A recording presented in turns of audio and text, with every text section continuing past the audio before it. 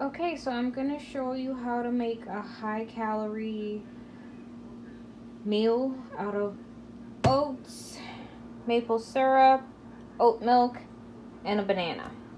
I don't drink regular milk because I have hormonal acne and it triggers it, so I have to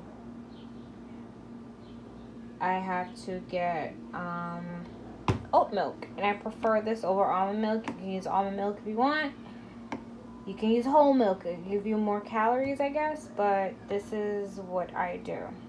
So for the oats, half cup is 150 calories.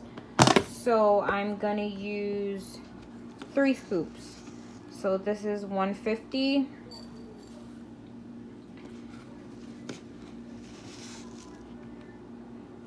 300. And this last one will make it 450. Then what I'm gonna do, I'm going to add, actually I can't do this with 2 hands, but we're just gonna put that there, shake our oat milk, and let me maneuver this right. And that is half cup.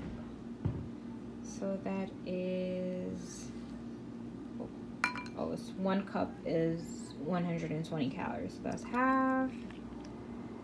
And then there's 1 cup. I like my oats very liquidy, so I put 2 cups.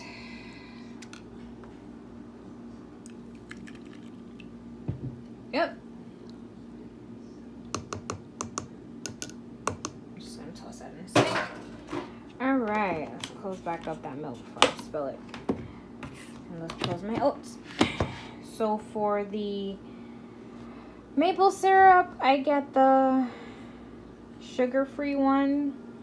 I stay away from sugar. It's 15 calories per quarter cup.